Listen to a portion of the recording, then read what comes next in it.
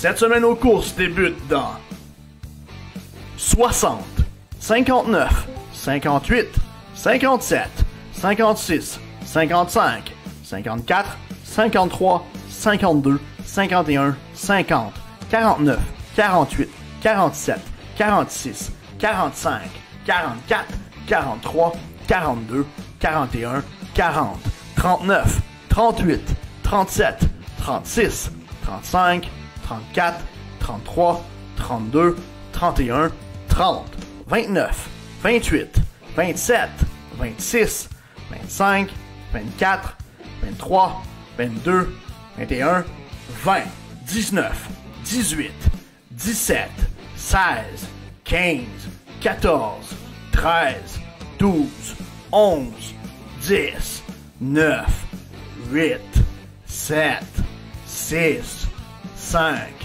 4, 3, 2, 1, 0.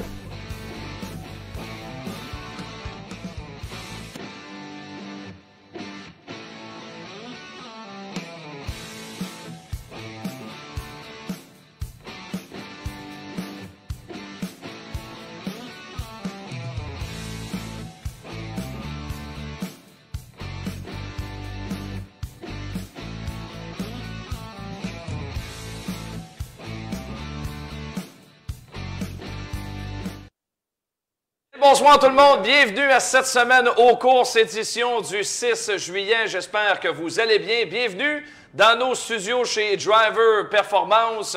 Anthony Marcotte en compagnie de Tommy Lavallée. On poursuit notre belle tradition désormais installée les mardis soirs. Beaucoup d'actions au cours du dernier week-end dans le monde des courses. Tommy, comment vas-tu, mon chum? Ça va super bien, un peu fatigué, grosse fin de semaine, mais on en prendrait des fins de semaine de 3 courses comme ça.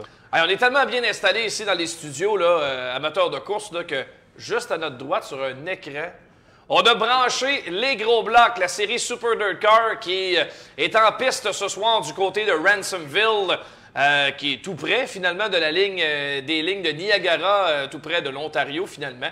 Donc, on va vous tenir au courant pendant la soirée des différents résultats du côté de Ransomville. Rentrons tout de suite dans le vif du sujet, Tommy, parce qu'il y avait énormément d'actions. Toute l'équipe des gars de course était sur place pour les 4 événements en fin de semaine. Grand Bay, Drummondville et un programme double dimanche, d'abord du côté de Cornwall Motor Speedway et de Saint-Guillaume également au Super Speedway. Beaucoup d'actions. L'équipe était là à pieds joints dans l'aventure des courses. C'était le premier gros week-end de la saison de course. Oui, 4 événements en 3 jours. Vraiment un gros week-end. Puis ça a été vraiment notre premier test pour les gars de course. Puis en tant que président, bien fier de tout ce que l'équipe a fait. Donc, on a amené beaucoup de nouvelles. Puis ça a commencé vendredi soir du côté de l'autodrome Grand Bay.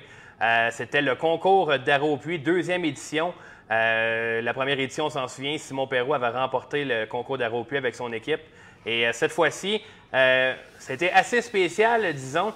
On avait 3 qualifications et on prenait les 3 premiers, donc 9 pilotes ont pu participer au concours d'Arraupuy. Et c'est la même équipe qui a fait les 3 premières positions au niveau du concours d'Arraupuy. On voit à l'écran présentement, c'est Luke Whittaker. Luke Whittaker, étant donné qu'il conduit pour Pierre Dagenet, vous savez, pardon, vous savez à quel point Pierre Dagenet est proche comme un commanditaire du One. Donc, c'est l'équipe du One de David Hébert qui a travaillé sur la voiture de Luke Whittaker pour faire le changement de pneu. Et pour ceux qui n'étaient pas là, regardez bien, ça se fait d'une façon différente que Drummondville. Le pilote doit faire un tour complet avant d'entrer dans les puits, là, dans la courbe numéro 4. Il y avait une chicane qu'on pouvait avoir des pénalités si on frappait les poubelles. Il n'y a pas aucun pilote qui l'a frappé. Il n'y a pas aucun pilote qui a eu des pénalités non plus. Donc, on a fait du très bon travail au niveau des équipes de course. Et on voit l'équipe du One à l'œuvre. Ce qui est drôle là-dedans, Anthony, c'est que le One a fait 3 Arraupuy. Celui qui a terminé le 3e, c'est David Hébert. Ben oui. Donc, je leur ai dit le lendemain en les taquinant, vous auriez pu vous forcer pour David, puis on a trouvé ça bien drôle. Donc, on voit présentement Luke Whittaker. Au niveau de la course, donc, Whittaker est parti premier. Et il a mené tous les tours. Très performante, cette voiture-là, carrière Sabière Dagenet. On voit le départ d'ailleurs. Mario Claire partait 2e, David Hébert 3e et Maxime Plante partait au 4e rang. On a vu dès le premier virage, on a eu un peu de difficulté au niveau de Mario Claire et David Hébert en a profité pour passer 2e. Et on s'est sauvé là, vraiment du côté de Hébert et de Whittaker. Les deux n'ont jamais été vraiment là, en danger de perdre leur position. Whitaker s'est sauvé avec la victoire. On pensait peut-être avec le trafic, Hébert a pu se rapprocher, mais à chaque fois, Whitaker arrivait à s'en sortir de fort belle façon. Et au troisième rang, on a vu Yann Bussière qui a terminé troisième. Très heureux pour lui, évidemment. Et sur une bonne séquence, Yann, ça fait du bien une belle troisième comme ça à Granby. Donc, très bon spectacle en modifié. La piste était très collante. D'ailleurs, on va regarder, on a une vidéo en qualification. Je ne sais pas si on l'a. On a la vidéo de Mathieu Desjardins là, qui courait justement dans la qualification. Et la piste était tellement collante qu'il a été frappé, on appelle ça le caution, là, un peu le coussin là, où est-ce que les voitures vont à côté, le roue arrière à droite là, pour tourner plus vite. Et lorsqu'il l'a frappé, là, les deux roues se sont soulevées. Mathieu a été très, très, très rapide là, pour ramener la voiture puisqu'il aurait pu partir en capotage. Donc, du côté de Mathieu Desjardins, on a sauvé la voiture parce qu'on aurait pu avoir beaucoup de dommages à quel point ça roulait vite et c'était très, très collant. C'était très gris, donc la piste a séché beaucoup moins rapidement qu'à l'habitude. C'était plus frais, donc pas de chaleur. Donc, malheureusement, on n'a pas la vidéo de Mathieu, là, mais vous allez aller voir ça là, sur le Facebook Les Gars de course. C'est très spectaculaire. Oui, et c'est pas sans rappeler ce qui est déjà arrivé à Michael Parent, le Toronto Granby, un endroit très similaire. Michael, lui, avait été pas mal moins chanceux. La voiture était partie en tonneau. Il avait évidemment frappé le mur de plein fouet avant de traverser de l'autre côté. Donc, Luke Whitaker avec une très belle victoire. Dans le cas de David Hébert, ça se poursuit sa saison exceptionnelle. Déjà 55 points d'avance au championnat à l'Autodrome Granby. On est seulement au début juillet. Et tu me faisais mention aujourd'hui par messagerie texte, Tommy, que c'est ni plus ni moins. On a l'image. Bon, justement. Allons justement montrer les images. Oh là là! Oh, que c'est passé près. Et à deux reprises, effectivement, de capoter. La voiture est vraiment là. C'était la limite. À les limites. Ça ne peut pas y aller plus loin que ça parce que la voiture. Si Mathieu ne tourne pas à droite, là, comme le réflexe qu'il a eu, tourne à gauche pour continuer à tourner, là, la voiture se retourne, c'est sûr et certain. Oui, c'est contre nature, finalement, le braquage de l'autre côté. Donc, belle réaction. Et l'a sauvé avec, en une fraction de seconde, des milliers de dollars de dommages, c'est assurément là-dessus. Ce que je disais au sujet de David Hébert, Tommy, 55 points d'avance, c'est littéralement une récolte de soirée régulière. On donne 60 points aux gagnants d'une soirée régulière à modifier. Donc, c'est une avance considérable. Il va être très dur à rattraper. Oui, à moins d'une malchance. On ne sait jamais. On n'est pas à l'abri de ça. N'importe quel pilote peut avoir un bris de moteur ou quelque chose du genre, mais bonne avance. Déjà à ce stade-ci de la saison, on sait que la saison a commencé un peu plus tard, donc il en reste beaucoup moins qu'il en reste habituellement lorsqu'on arrive à cette semaine-là. Mais 55 points, il faut vous dire, une victoire, c'est 60 points. Donc, c'est beaucoup de points là, à aller chercher du côté de François Bernier. Il faut le dire, on a toute une lutte pour le deuxième rang, Anthony. François Bernier, Mario Claire et Steve Bernier ont un point entre chacun. Wow. Donc, la lutte pour le deuxième rang, c'est le fun. En plus, deux équipes qui s'affrontent, la TBR contre l'équipe du One. Donc, je pense que ça va donner de très, très bons spectacles d'ici la fin de la saison. Chez les Sportsmen, on l'a vu, on a vu les voitures. Ça s'est déroulé très rapidement à modifier. Une épreuve sans aucune neutralisation, 40 tours consécutifs sur le vert. Chez les Sportsmen, piste très collante et on a assisté là aussi à un très, très bon spectacle. Oui, Yannick Ledoux qui partait de la deuxième, puisque Donovan Lucier avait choisi l'extérieur. Dès le départ, là, on a passé très près de se toucher. On va le voir là, dans la courbe numéro 1 et 2. Donovan, là, qui était, malheureusement, c'est un peu à l'avant, mais on a presque frôlé le contact. Et du côté Yannick Ledoux, on a pu continuer. On a mené pendant plusieurs tours et on a vu là, les ténors se rapprocher. Mais Carl Letendre, dans la voiture 8 KL, a fait une très belle course. Malheureusement pour lui, s'est accroché avec un retardataire. C'est ce qui a amené à sa perte, mais se battait pour une position dans le top 3. On voit présentement là, également la voiture numéro 2 de Martin Lessard là, qui est en lutte avec Yannick Ledoux. Lessard et Racine ont été les deux seuls à dépasser Yannick Ledoux dans cette course-là de Sportsman. C'est Martin Lessard qui a été chercher une victoire. On le sait, Martin Lessard, c'est un des vétérans de la classe Sportsman. Beaucoup de départs du côté de l'autodrome. Une belle victoire émotive, puisque c'est pas un pilote qu'on voit souvent dans le cercle des vainqueurs. C'est le fun de voir des nouveaux visages, mais il ne l'a pas volé parce qu'il y avait William Racine et Yannick Ledoux qui étaient très rapides derrière lui. Donc, du côté de Martin Lessard, très belle victoire. William Racine qui se remet là, de sa bad luck de la semaine précédente, là, où est-ce qu'il a démoli une voiture, termine deuxième, et Yannick Ledoux, son premier podium de la saison. Alors, beaucoup de travail, évidemment, dans le garage. On recevait William la semaine passée. Alors, salutations au grand-papa Jocelyn qui a ramené cette voiture-là et toute l'équipe de William, évidemment, qui a bien travaillé pour lui permettre d'aller chercher le podium du côté de Granby. Tu étais à l'animation de cette soirée à Granby. Malheureusement, j'étais absent pour des raisons professionnelles, alors que j'étais retenu malheureusement au Centre Bell pour le match du Canadien. C'est ça, il manquait des cours. Oui, c'est ça. Dis-moi, ouais. Parle-moi des autres classes au programme des différents résultats à Granby. On a eu tout un spectacle du côté des Pro Stock. On ne s'est pas fait de cadeau, Anthony, au niveau de la première position. Bruno Richard et Jeffrey Lapalme ont lutté vraiment très fort pour justement aller chercher la victoire. Sur un des dernières relances, on a vu là, Bruno Richard et Jeffrey Lapalme venir très près et ça a ouvert la porte à Alain Brochu qui est passé à l'avant. Même chose pour Jonathan Lévesque et c'est comme ça que s'est terminée la course. Là. Alain Brochu a remporté une victoire très populaire, on le sait, Alain Brochu. Puis là, c'était très sympathique dans la voiture numéro 12. Jonathan Lévesque, un beau podium, deuxième dans la voiture numéro 32 et c'est Lapalme qui a terminé troisième. On voit d'ailleurs un des contacts et Brochu qui en profite là, pour passer. Et par la suite, là, Brochu a dû reculer puisque Lapalme est venu le redépasser, mais lors d'une relance subséquente, Brochu a été chercher la première position, suivi de Lévesque et Lapalme. Et on a vu Pascal Payeur brièvement. Dans quelques instants, lorsqu'on aura fini de parler des sports compacts, on va aller rejoindre Benoît Savoie. Il va nous parler de pourquoi, justement, là, Pascal Payeur a dû passer dans les puits avec son receiver. Donc, Benoît va nous expliquer un peu de quelle façon ça fonctionne. Excellent. Également au programme, les sports compacts du côté de Granby.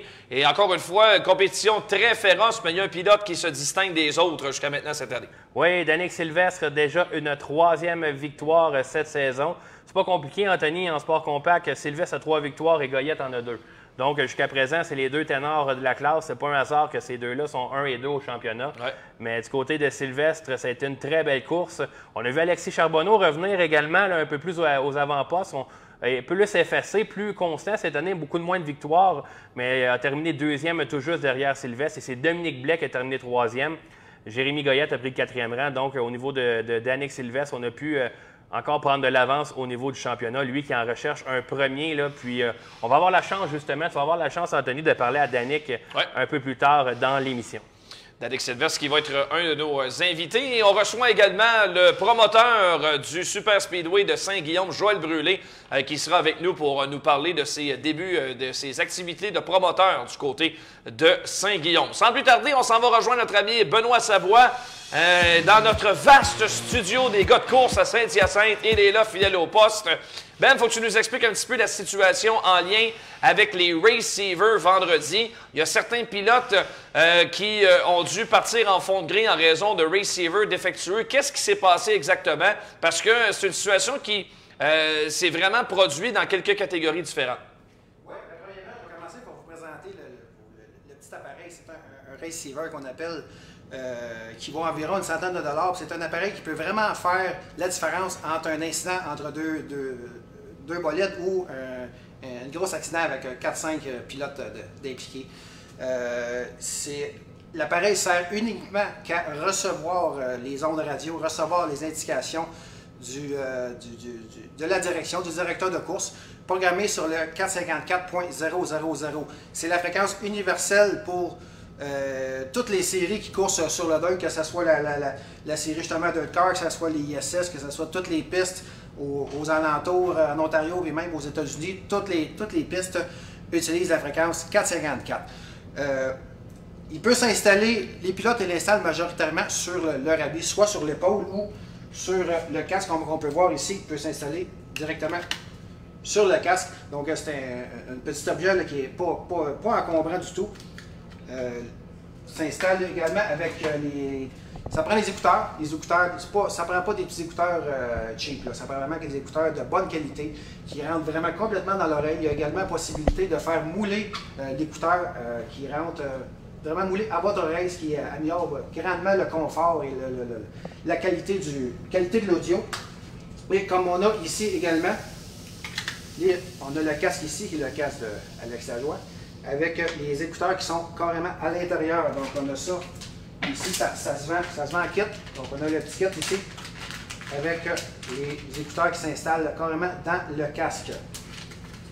Pourquoi c'est important? C'est comme je l'ai dit tantôt, c'est qu'est-ce qui peut faire la différence entre un petit et un gros carambolage. Donc, si c'est un équipement qui est obligatoire dans tout l'équipement de sécurité pour embarquer sur la piste, et si, avec les indications qu'on donne lors des drapeaux jaunes, si la direction se rend compte qu'il y a un pilote qui ne semble pas collaborer, ne semble pas comprendre les indications, on va faire des tests, on va demander au pilote de faire un signe, de faire un mouvement quelconque, puis si on voit que le pilote sur qui on a des doutes ne coopère pas à la demande, donc on va lui demander d'aller faire vérifier son receiver, puisque c'est un équipement vraiment obligatoire, autant que les gants de feu, que le casque, le filet pour les sports compact et pour stock également.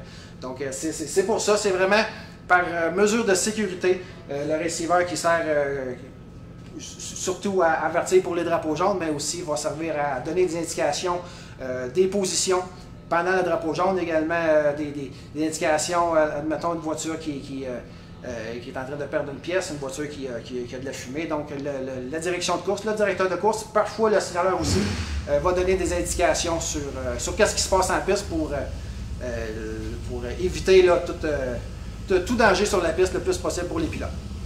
Et Benoît, moi j'avais une question.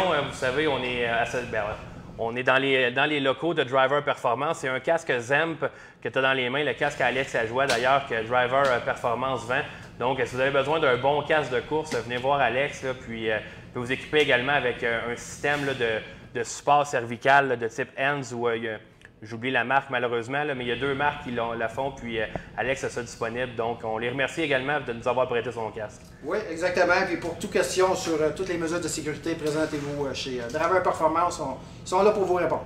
Alors, en lien avec cette petite intervention de ta part, Ben, c'est tout à fait d'actualité parce que vendredi, il y a certains pilotes, et c'est un addon, parce que j'en ai parlé avec Steve Salva, c'est pas quelque chose qu'on avait dans l'optique de vérifier vendredi, mais il y a des situations qui se sont produites en piste qui ont forcé la direction de course à s'informer si les receivers fonctionnaient. Oui, effectivement, c'est toujours ça. Ça peut arriver quelquefois qu'on va faire des vérifications avant la course sur la fausse grille. On va demander au pilote de lever la main gauche. Donc la personne qui est sur la fausse grille va vérifier quel pilote coopère. Si on ne peut pas le faire avant la course, si on a des doutes, c'est surtout quand on est sur un drapeau jaune que le directeur de course essaie de replacer les positions et qu'on voit qu'un pilote qui ne coopère pas du tout, après 2, 3 appels vraiment ciblés à ce pilote, on voit que le pilote ne coopère pas. Là, on va se mettre à faire des tests. Essayer de découvrir là, s'il nous entend. Plus souvent on va le faire arrêter devant la tour du signaleur, on va aller vérifier, montre un doigt, montre 2 doigts. Puis c'est comme ça qu'on vient à bout de détecter là, si le receiver fonctionne. Et puis là, si on voit que le receiver n'est tout simplement pas en fonction, parce qu'il faut dire que c'est quand même c'est un petit appareil, là, mais ça mange quand même beaucoup de batterie. Donc il faut que les batteries soient les batteries soient changées souvent, soient vérifiées, testées. Donc, comme je disais, si on voit qu'un pilote, là, si on voit que le receiver ne fonctionne pas, ben, ça fait partie de l'équipement de sécurité. Il doit aller le faire vérifier dans les puits et revenir. Et on va, le plus possible, confirmer que le système fonctionne avant de revenir en piste. Ben, c'est vraiment intéressant. Merci pour ton intervention dans l'émission, mon cher. Ça me fait plaisir. Benoît Savoie, notre inspecteur, notre spécialiste, bien sûr, signaleur à l'Autodrome Granby et membre en règle des gars de course. Après Granby, il y avait Drummondville et là, j'étais de retour au micro avec mon ami Tommy pour ce qui était vraiment l'ouverture de la saison à Drummondville. Premier gars que je croise à l'Autodrome à mon arrivée, Yann Bussière, en voilà un qui était très de bonne humeur et avec raison. Oui, Yann Bussière, évidemment, avait hâte de présenter ce premier programme. Et là, vous n'avez pas la berlue si vous entendez un moteur. On est dans un garage de course, donc c'est normal. Mais c'est un son qu'on aime. Oui. Mais oui, Yann Bussière, très heureux. Enfin des courses, enfin des gens dans les estrades. Et pas juste 250, évidemment.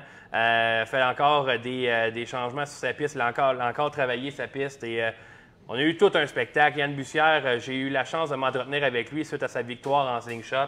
En STR, pardon, en midget STR. Était très, très heureux de sa victoire, oui, mais encore plus heureux d'enfin présenter des courses. Et Yann, ça n'a pas été des mois faciles des derniers temps. Aux courses, ça n'allait pas super bien. au niveau des performances. Et évidemment, avec toute la situation qui entoure l'autodrome Drummond, on le sait, c'est son gagne-pain. Ben oui. Donc, ça affectait son moral. Et là, il y a eu des courses, il y a eu des bons résultats, il y a eu des très, très bonnes courses, encore une fois, Anthony. Modifié, d'abord, représentait le championnat du centre du Québec. Et ce qui a retenu l'attention, d'abord, le 4x4, Tommy, il faut absolument qu'on parle de ça. Moi, je trouvais qu'on arrivait rapidement pour le 4x4 et finalement, on s'est accroché pendant le 4x4. Évidemment, c'est une situation qu'on n'a pas l'habitude de voir.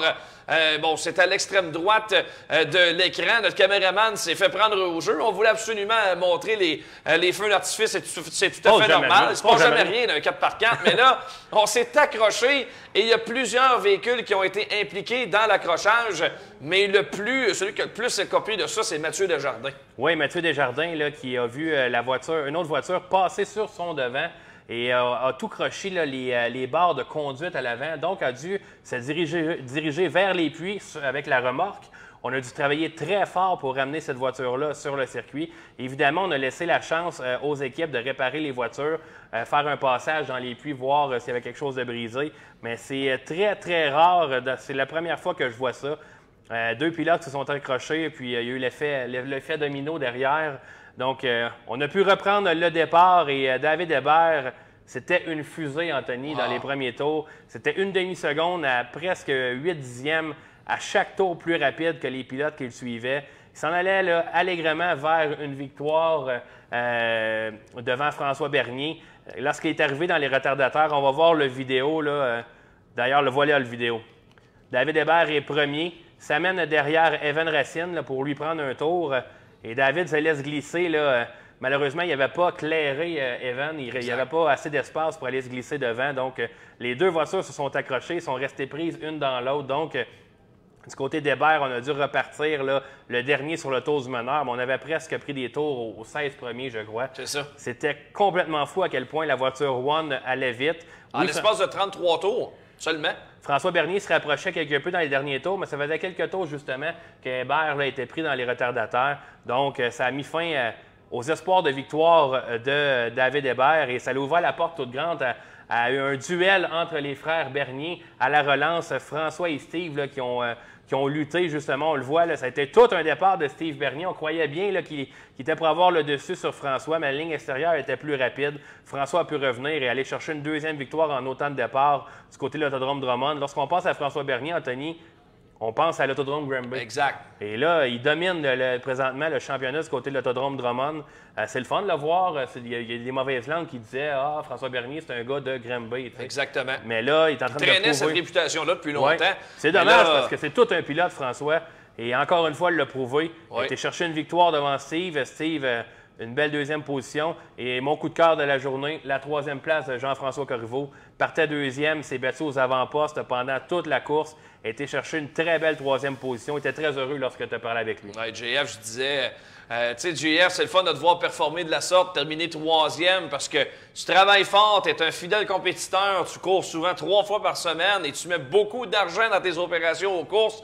Et du tac au tac, il m'a répondu, en tout cas, c'est pas une histoire d'argent aller aux courses parce que si l'argent que j'ai mis là-dedans, ça fait longtemps que j'aurais gagné. Alors, François Bernier, donc, qui l'emporte du côté de l'autodrome Drummond samedi soir. Deuxième victoire en autant de sorties, si on inclut, bien sûr, le programme Sport-Spectacle présenté au début du mois de juin. Donc, bien parti pour François Bernier, qui là, ben, forcément... va devoir faire la saison complète de Drummondville. Il ne voudra pas certainement échapper comme ça un premier championnat en carrière en la mode... ceinture. Ben oui, la fameuse ceinture du côté de Drummondville. Donc, bravo du côté de François Bernier, finale de 40 tours, champion du centre du Québec. Maintenant, du côté des sportsmen, on va vous présenter des images de cette finale de 32 tours. Excellente finale, encore une fois, dans cette catégorie. Et Michael Richard, au vent de la voiture numéro 3M, était l'homme à battre et c'est lui qui est allé chercher le damier à la fin des 32 tours. Oui, Alex Lajoie qui avait connu un bon départ en partant là, sur la ligne extérieure. La voiture 33 là, a pris les commandes de la course, a mené pendant de nombreux tours avant de voir tour à tour Richard et Junior Mayotte le dépasser. Et du côté de Michael Richard, c'était une voiture excessivement performante. Et il a eu quand même à travailler très fort, pas pour dépasser des adversaires, mais pour se faire un chemin dans les retardataires. À un moment donné, on en parlait, Anthony, on était ensemble, évidemment, à l'animation, et on se disait, hors micro, ça n'a pas de bon sens. Les retardataires étaient 3 de large devant lui. Et lui-même, en entrevue, m'a dit, je ne savais pas où passer, il était 3 de large, je dis, là, qu'est-ce qu'il va falloir que je fasse? Puis évidemment, on le sait à quel point c'est compétitif en sportsman. Une petite erreur là, peut nous coûter la victoire. Donc, c'est justement dans les retardataires que Michael Richard a eu le meilleur sur Alex Lajoie. Donc, Richard avait terminé 2e lors du programme Sport Spectacle. Gagne cette course-là, disait que c'était la meilleure voiture qu'il a jamais eue. D'ailleurs, on le voit, là, 3 retardataires devant lui. Là, il ne savait vraiment plus où aller, là, Michael Richard. Mais va chercher la victoire. Junior Mayotte a terminé 2e là, au championnat l'an dernier. Termine 2e dans cette course-là. Il était très heureux là, de sa course. Et Alex Lajoie, un début de saison très difficile du côté de la voiture 33. On a fait beaucoup de changements sur cette voiture-là et ça commence à porter fruit. Oui, on aurait aimé chercher la victoire, surtout lorsqu'on était premier, là, mais il me disait quand même qu'il était satisfait de sa 3e place. Oui, alors, les frères Richard étaient en très bonne forme. Le commanditaire Roger Brouillette était sur place également. Bref, une belle journée pour l'équipe du 3e. Belle victoire pour Michael Richard. Voilà, justement, à la sortie du pilote de sa voiture. Michael Richard, le gagnant à Drummond. Maintenant, si tu pouvais nous résumer les quelques résultats, c'était quand même une soirée fort chargée du côté de Drummondville. Tout le monde a eu la chance de faire ses tours. Oui, du côté des Mud Light, c'est Kevin Boucher-Carrier qui a été chercher la victoire dans la voiture 117 devant Allison Prince. Encore une fois, les 2 pilotes qui se sont fait la lutte tout au long de la saison l'an dernier, qui ont terminé sur les 2 premières marches du podium. Du côté de Boucher-Carrier, était intouchable encore une fois, très rapide dans la voiture 117. Au niveau des Lightning Sprint Imovex, eh bien, c'était les vétérans qui étaient à l'honneur, Anthony. Tu l'as dit à plusieurs reprises. Les old-timers. Les old-timers, c'est Stéphane Saint-Laurent qui a été chercher une victoire. Stéphane Saint-Laurent, ça fait beaucoup d'années qu'il court du côté des Lightning Sprint. Il était très heureux d'aller chercher cette victoire-là. Et on a appris également, Anthony, on ne savait pas ça, Roland Plot qui court dans les Lightning avec la voiture numéro 10. Est champion de la piste de Quaticook des Lightning Sprint en 1990. Imaginez. Faites le calcul, là, puis vous allez voir, ça fait longtemps qu'il court en Lightning Sprint, Roland Plot. C'était retiré, mais là, il est revenu depuis l'an passé. Oui, il est revenu. On a également les Midget STR qui étaient au programme, on en a parlé tout à l'heure. C'est Yann Bussière qui a été chercher la victoire. Mathieu Bardier avait peut-être quelque chose pour Bussière, mais on a vu son moteur là, qui fumait, donc avait peut-être des problèmes au niveau des performances. Mais Yann Bussière a été chercher la victoire. Au niveau des slingshots juniors, c'est Loïc Messier qui a été chercher la première position, alors que dans les slingshots seniors, c'est Jeff Beaumier qui a remporté la victoire. En senior, quand même, 5 demoiselles en piste. C'est le fun de voir la relève et comme je disais dans ma chronique sur le site des gars de course, ce n'est plus un obstacle pour les jeunes femmes d'essayer la course automobile. Pas du tout. On en a un bel exemple présentement chez les slingshots seniors. Et Anthony, il faut en parler, ça me fait rire. Il y a des gens qui ne m'ont pas cru. Oui, il y a un accident sur le 4 de large, déjà, c'est dur à croire. Mais j'ai dû dire dans le micro de l'autodrome, on a trouvé un chien saucisse au restaurant. Donc, c'est vrai! On a appelé les gens. Il y avait Pompon, le pauvre chien saucisse, qui cherchait ses propriétaires. Donc, on a été le récupérer au restaurant. Mais ça va avec l'année 2021-2020 COVID. Là. Il y a des choses spéciales qui arrivent. Absolument. Tommy, merci pour ce résumé. On va faire une première courte pause dans l'émission.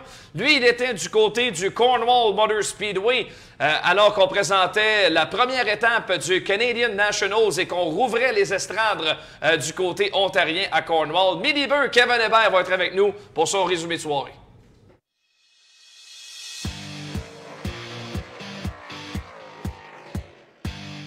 Vous êtes tanné de votre vieux bazou et vous voulez du changement? Richard Auto, c'est l'endroit idéal pour trouver votre nouvelle voiture. Que ce soit pour une première, deuxième ou troisième chance au crédit et plus, tout le monde est accepté chez Richard Auto. En personne au 625A Boulevard Lemire à Drummondville ou sur internet au richardauto.ca. Richard Auto, l'endroit idéal pour trouver votre voiture de rêve.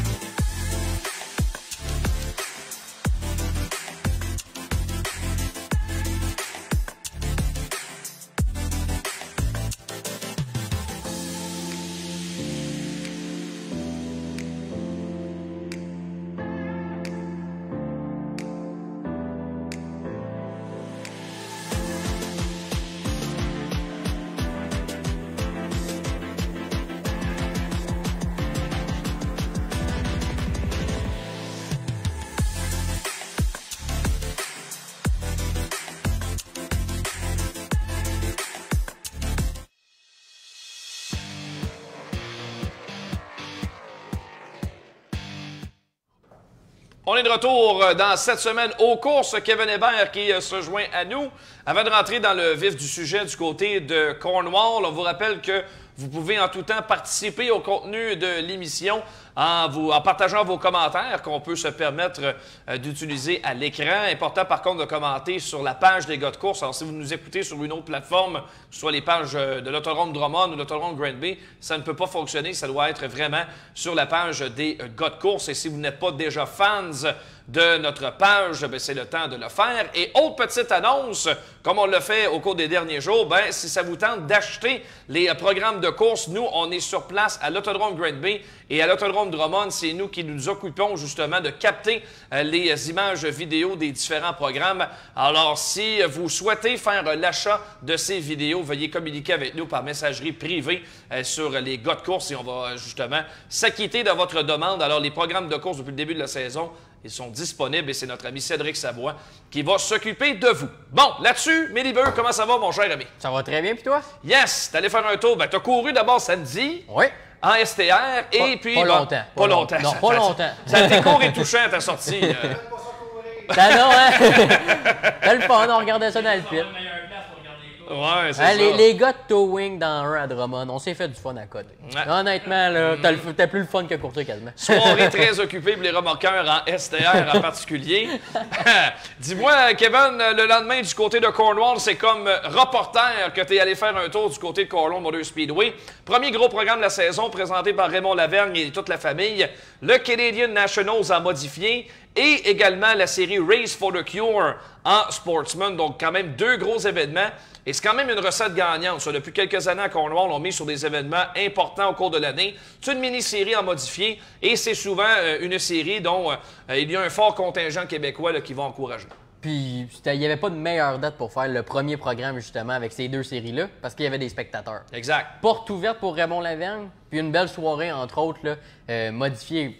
Mario Claire, notre Québécois qui va chercher notre la première victoire de la première couche chez le Canadien national à Cornwall. Puis comme tu dis, c'est la série populaire au Cornwall, la mini-série. Donc on commence bien. Steve Bernier qui pensait justement, qui semblait dominant en qualification. Malchance, frappe le mur, recule hors du top 10, a été capable au moins de revenir 10e au quadrillé. Puis sinon, un autre qui semblait être dominant en finale, c'est Chris Raby, mais pour quelle raison? Saute le cordon en sortant de la 1, puis il tombe dans les putes. Ben oui. Que dire? Mais sinon, Mario Claire qui a profité de cette relance-là, puis très belle victoire, très méritée de Mario. Mario qui était dans sa voiture numéro 22. On aurait pu croire la visite de l'équipe du 1, mais finalement, on a demeuré à la maison. Donc, le 1 n'était pas présent. David Hébert n'était pas en piste. Il était aux côtés de Daphné, du côté de Saint-Guillaume. Ouais. Donc, une journée de congé à l'occasion du Canadian Nationals pour l'équipe du 1. Donc, Mario saute dans sa voiture 22 Résisto et il va chercher une grosse victoire parce que la veille à Drummondville, pas tellement compétitif. Non, puis je pense qu'il y en a beaucoup aussi qui ont opté pour rester au Québec parce qu'il y avait peu de Québécois du côté de Cornwall. Il y avait Kevin Hamel puis Yann Buchière qui ont complété le top 5. Quelqu'un que je pensais qu'il allait être là personnellement, Mick Parent. Tu sais, ça reste un gros programme du côté de Cornwall. Je pensais qu'on allait voir ces gars-là. 3 soirs de course, c'est difficile pour les... Non, mais Granby Drummond, on a eu des belles performances, on a eu des belles courses. Ouais. Fait qu'on a pris congé. Mais Mario était là, puis ça l'a payé. Dans le cas de Steve Bernard, aurait dû être présent, mais déclaré forfait en raison d'un virus qui n'est pas la COVID-19.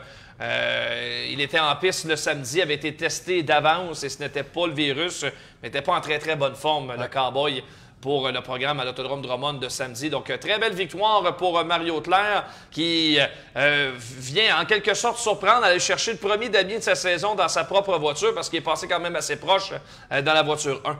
Oui, effectivement. Puis sinon, du côté ontarien, on a aussi eu des belles performances. Entre autres, Louis Jackson Jr. Je pense que la piste de Cornwall dimanche était vraiment une piste qui était très changeante. Entre autres, on sautait à l'extérieur pour Jackson Jr. Ça marchait quelques tours. Après, ça ne fonctionnait plus. Il fallait aller vers l'intérieur. Donc, le top 5, top 10 se mélangeait beaucoup. Donc, du côté ontarien, c'est vraiment Jackson Jr. qui est venu finir 3e. Puis Corey Wheeler, toujours dans le top 5 à Cornwall. Là. Solide. Oui, depuis le début de l'année, il fait des belles performances, Corey Wheeler. Il est constant. Ce gars-là est vraiment constant. Puis, non, du côté de... Je pense que ça l'a fait du bien pour Mario d'aller chercher cette victoire-là parce que, justement, comme tu dis, a passé proche à quelques reprises dans la voiture du One d'aller chercher ça, mais du côté québécois. Race for the Cure, évidemment, la série Sportsman, ça fait déjà quelques années qu'elle porte ce nom dans le but de ramasser des fonds pour la Fondation du cancer du sein. Donc, c'est un bel objectif qui est derrière ça. Et parle-moi un peu de cette finale. C'est le pilote, le vétéran maintenant de la classe Sportsman à Cornwall, Ryan Stabler, qui est venu l'emporter. Oui, il est parti dans le top 10, mais un petit peu plus loin. Ryan Stabler, qui est deuxième victoire d'affilée du côté de Cornwall. Il y a une remontée plutôt lente. Par contre, a été faire un peu de bagarre là, avec Cédric Gauvreau. Gauvreau, qui était notre représentant québécois, a leadé quelques tours. Après, s'est fait avoir par Stabler. Je vais dire, la course de Cédric Gauvreau a ressemblé beaucoup à celle en modifié de Louis Jackson Jr. OK. On le voyait, il travaillait fort à l'extérieur, puis ça payait un petit peu. Puis là, tout d'un coup, d'un tour à l'autre, il n'y avait plus rien. On reglissait à l'intérieur, on réessayait. Tout d'un coup, il fallait changer de ligne encore. Mais Stabler a été le plus constant qui a été chercher cette victoire-là. Cédric Gauvreau a au moins gardé sa deuxième position, qui a très bien fait. Puis ensuite, c'est Cody McPherson qui a été chercher la troisième. Puis lui aussi partait un petit peu plus loin, remontée assez lente, mais qui vient chercher la troisième place. C'est des beaux résultats pour la première épreuve de Race for the Cure. Vous venez de voir justement la photo de notre collègue Don Simpson, le podium du côté des Sportsmen à l'occasion de la série Race for the Cure à Cornwall, le Motor Speedway. Petite invitation, entre autres, pour les pilotes sport compact du côté québécois. Le week-end prochain, du côté de Cornwall, on présente la série Weekend Warriors avec une finale de 25 tours en mini-stock. Donc, une belle opportunité pour les pilotes d'ici, si ça vous tente d'aller faire un petit tour du côté de Cornwall pour justement le programme de dimanche. Donc, on installe une mini-série Weekend Warriors de ce côté-là et ce sera en quelque sorte un programme régulier dans les autres catégories. Avec les modifiés notamment. Une belle opportunité pour Alexis Charbonneau justement de performer parce que Cornwall, rien à dire en ce moment, a été chercher un top 3 en fin de semaine. Ouais. Une victoire la semaine passée. Peut pas rêver mieux un beau petit programme la semaine prochaine. En plus, les STR vont être là. Ah ben oui, il sera en piste, lui. On aura l'occasion d'y revenir. Combien de tours? Quoi? 25, quelque chose comme ça? OK, c'est bon. Moi? Les gars. Ah, regardez ça. Ah, c'est bon. Ouais, on a fini la course 3-4 tours comme ça, là. On a fini la course comme ça. Je te demanderai pas quelle était la source du problème. Paraît-il que la voiture est encore rangée dans la remorque? Le moteur, il chauffait pas mal. Il faisait chaud dans... Tu sais, dans un char de course, t'es concentré, tu check, bon, ça colle là, ça commence à glisser, puis d'un coup, poum! C'est une petite lumière rouge qui dit « C'est aussi bien de parker ça, ouais, va mieux parker ça. » Mini, merci beaucoup. On se reparle la semaine prochaine. Yes, sir, Tony. Kevin Hébert, qui était avec nous, notre gars de course en direct de Cornwall. En fin de semaine, notre équipe était divisée en deux dimanche parce qu'il y avait de l'action également au Super Speedway de Saint-Guillaume. Kevin Lusignan vient nous raconter sa journée et puis par la suite, on reçoit le promoteur Joël Brûlé dans cette semaine aux courses.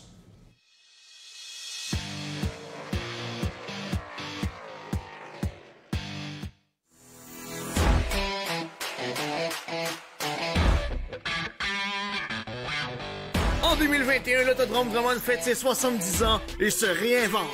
Nos classes locales, modifiées Sportsman Pro Stock, Lightning Sprint, Mud Light, Slingshot Junior et Senior ainsi que STR seront à l'affiche. Viendra s'ajouter la Super TT Nationale Série, mettant en vedette VTT, SXS et Autocross. Également la série NAFT, North American Flat Track. La visite de la série Empire Super Sprint à 2 reprises, la série Dirt Car Gros Bloc, le Race Mania 17 et l'événement de l'année à l'Autodrome Drummond, le Québec Dirt Weekend. 2 soirs de course, dont une bourse de 12 000 $ aux gagnants le samedi soir pour une course de 170 tours en modifié. Veuillez noter que la situation concernant la COVID-19 pourrait avoir un impact sur les soirées courses de l'Autodrome Drummond en 2021. Advenant le cas, tous les détails vous seront dévoilés dans les plus brefs délais. L'Autodrome Drummond, la F1 de la Terre battue. Festidrag.tv, votre émission de sport motorisé tous les lundis 20h à Télémac et sur la page Facebook de Festidrag. FestiDrag.tv, c'est un road trip nord-américain de sport motorisé. C'est aussi du stock car, de l'accélération, de la drift, du dirt, de la moto et les plus belles expositions d'auto en Amérique. Tous les lundis 20h à Télémac et sur la page Facebook de FestiDrag. FestiDrag.tv est présenté par Rousseau Metal, Silverwax, Prono Control et Choix Radio X.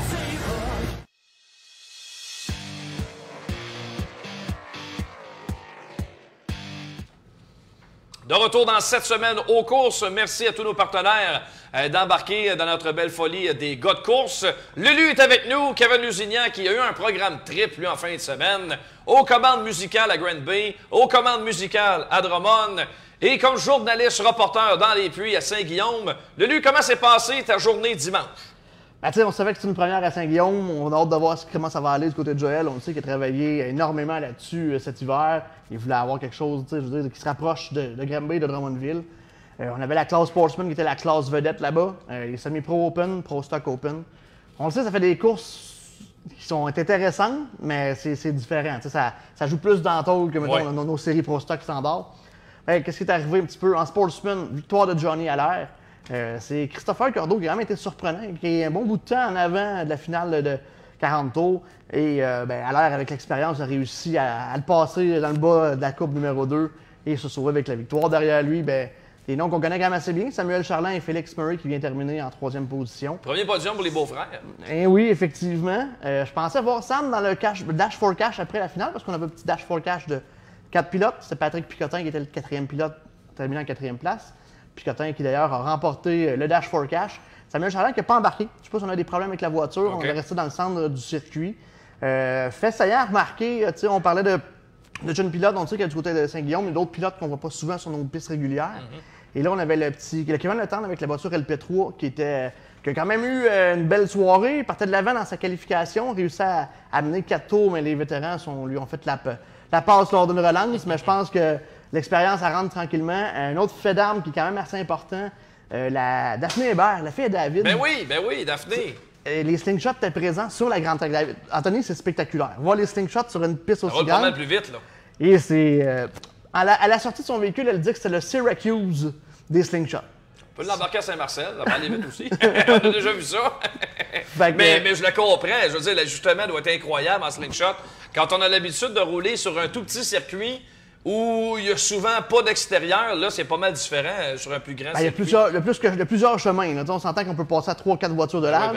Mais ça a donné quand même un bon spectacle du côté des slingshots. Donc, victoire de Jordan Roy. Jordan Roy qui était en Lightning à samedi du côté de Drummondville en slingshot dans la voiture de Claudie Lisotte dimanche. Mathis Caron qui termine 2e et Daphné Hébert, comme on dit, à 3e place. Les Pro Stock Open, on a eu 2 gros accidents. Un en commençant, une voiture qui a automatiquement frappé le mur extérieur dans la courbe numéro 4. Ça a causé un rouge. Et une deuxième qui a eu lieu dans la courbe numéro 1 lors d'une relance, justement, et la voiture a vidé, si on veut, le liquide de refroidissant ainsi que l'huile. Donc, c'est ce qui a mis fin à la soirée parce qu'on arrivait près du 11h. Chez les mini-modes, victoire de Jonathan Lapolice, suivi par Patrick et Jean-Simon Fredette. Et en mini-stock, c'était remis. 6 voitures du côté de mini-stock. Je pense qu'on n'était pas content du côté de Joël Bru de voir peu de cette classe-là du côté de Saint-Guillaume. Ouais, mais ça, c'est un travail de longue haleine, de convaincre les pilotes de se déplacer.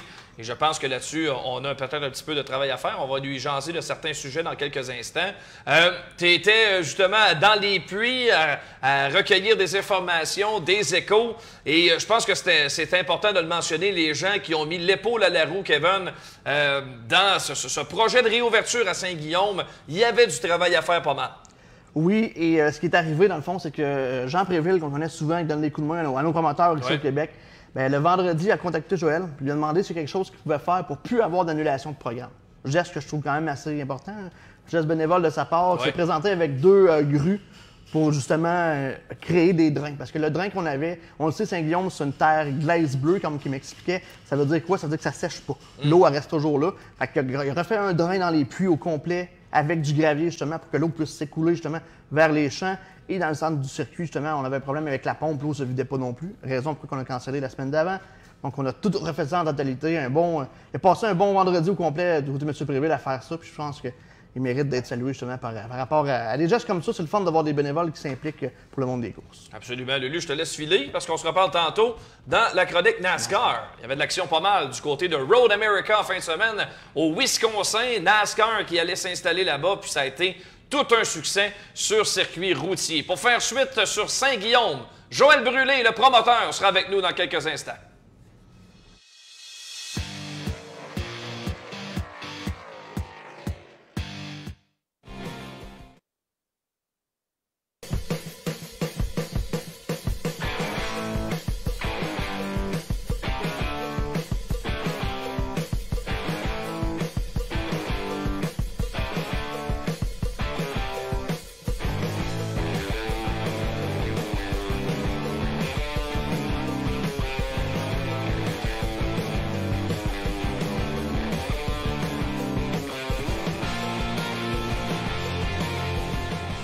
Vous êtes tanné de votre vieux bazou et vous voulez du changement? Richard Auto, c'est l'endroit idéal pour trouver votre nouvelle voiture. Que ce soit pour une première, deuxième ou troisième chance au crédit et plus, tout le monde est accepté chez Richard Auto. En personne au 625A Boulevard Lemire à Drummondville ou sur internet au richardauto.ca. Richard Auto, l'endroit idéal pour trouver votre voiture de rêve. Festidrag Développement, une entreprise 100% québécoise, contribue à développer des pilotes de course d'ici, partout en Amérique du Nord. Festidrag Développement tient à remercier ses précieux partenaires. Silverwax, Rousseau Métal, Richard et compagnie, Prolon Control, VP Racing Fuel et DL Performance, Globocam, Groupe Brière International, le Grand Prix de Trois-Rivières, Dumoulin Compétition, Permatex, Festidrag.tv, Hypertech, Choix Radio X et 91.9 Sport.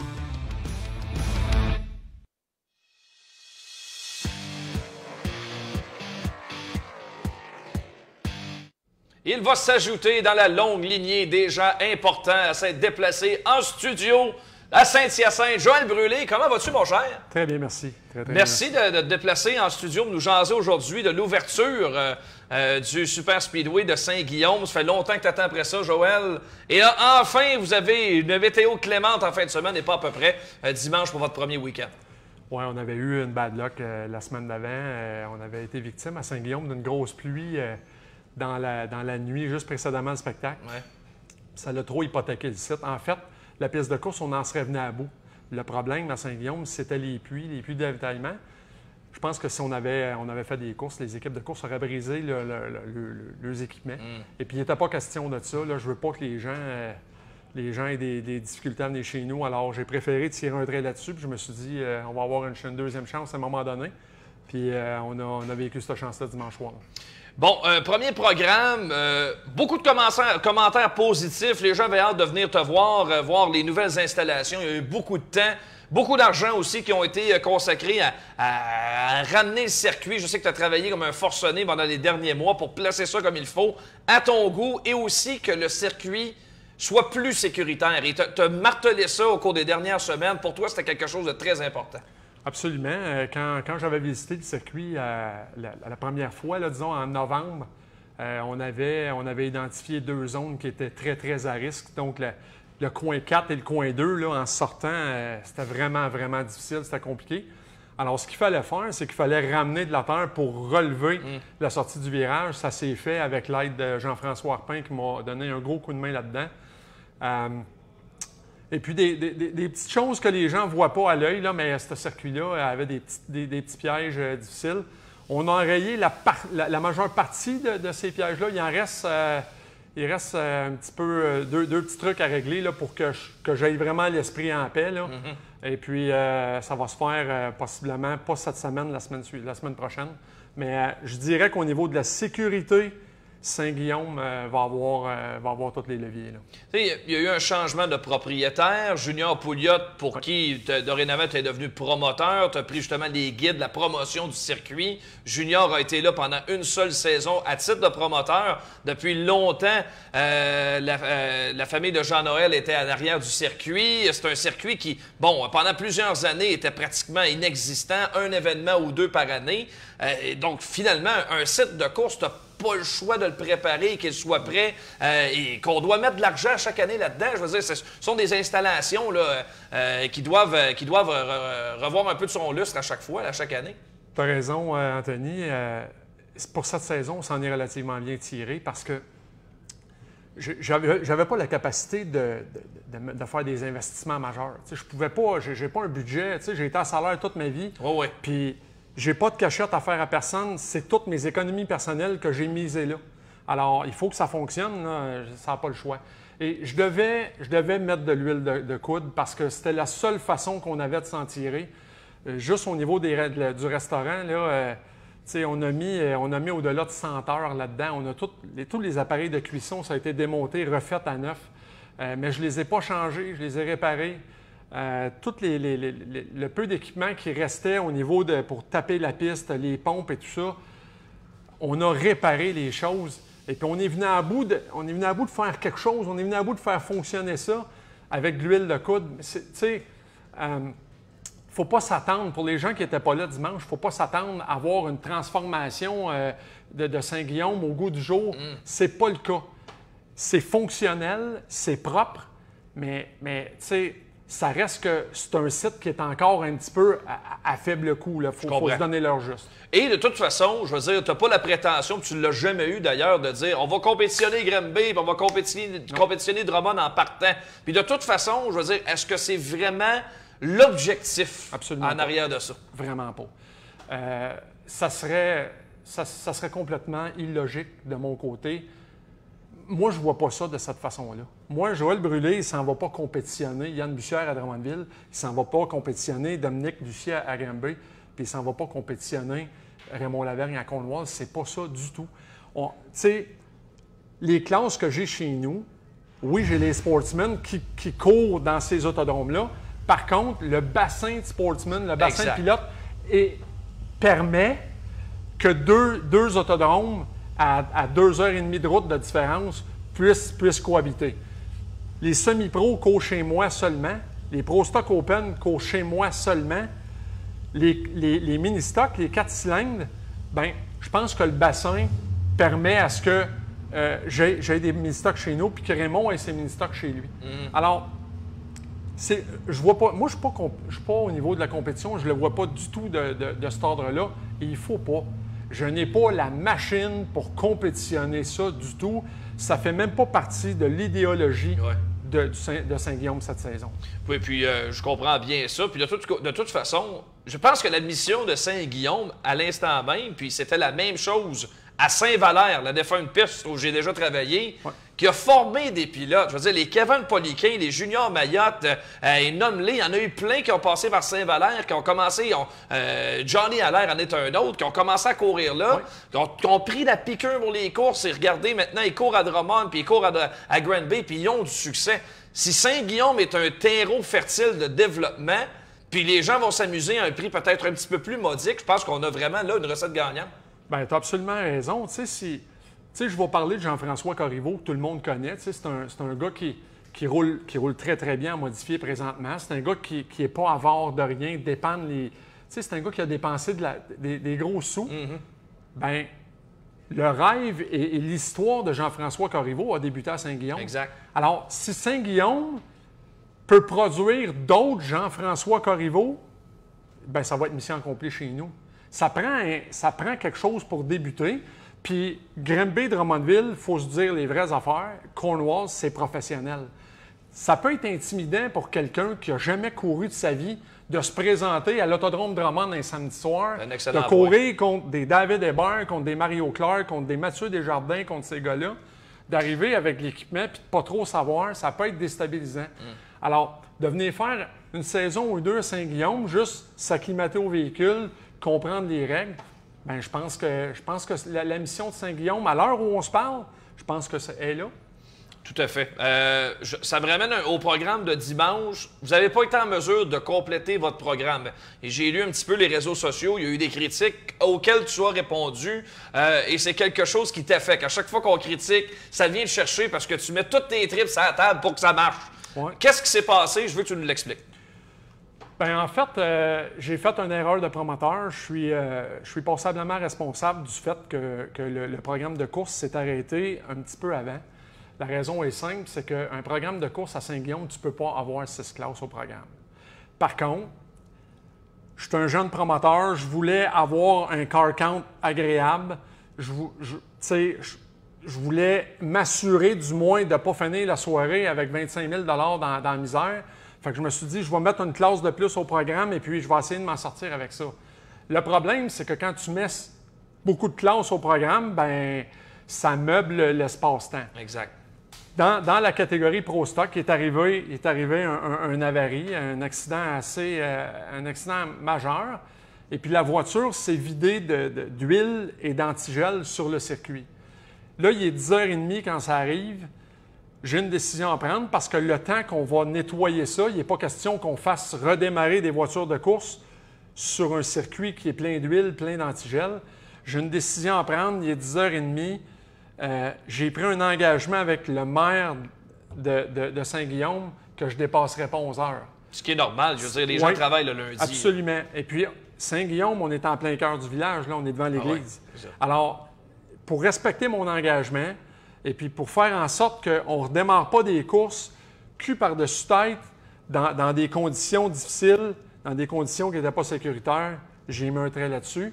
Mais la catégorie mini-stock 4 cylindres que j'ai privé de leur finale vont avoir 2 finales ce dimanche. Il n'est pas question que je prive ces gens-là d'aucune façon, alors ils ne perdent rien pour attendre. J'ai été surpris du faible nombre de participants en mini-stock. Pourtant, c'est une classe qui est traditionnellement, je parle East Broughton, l'Autodrome Saint-Valère et aussi à Saint-Guillaume par les années passées. C'est une classe qui était très nombreuse. Il va falloir avoir trouvé ces voitures-là. Elles sont à quelque part encore, c'est certain. Elles n'ont pas disparu, là. Encore une fois, peut-être un peu victime de mon inexpérience là-dedans. Je ne suis pas un gars qui a fait beaucoup de publicité. Je ne suis pas un gars qui a alimenté beaucoup mon programme. Je me suis dit, ben, tu sais, les gens vont peut-être constater des choses chez nous, puis de bouche à oreille, ça va faire son chemin. Je vais être honnête, oui, ça m'a un peu fait mal de ce faible taux de participation-là. Je m'attendais à un peu plus que ça. Écoute, on commence. C'était un début pour nous autres. Je pense que dans l'ensemble de la soirée, on a fait 8 sur 10. Le car count, c'est peut-être un petit pas de recul pour nous autres. Ça nous a fait un peu mal. Et puis, les conditions de piste, on a un petit gain à aller faire là encore. Malgré le fait que la piste était relativement bien, compte tenu de ce qu'on avait présenté dans les années antérieures. Ouais. Mais on a encore un petit gain à aller faire là. Et puis, on a fait un débriefing dimanche après les courses. On est allé analyser le circuit. On a pris des notes et puis on va s'ajuster. Je te pose une question là, qui me vient en tête en t'écoutant parler.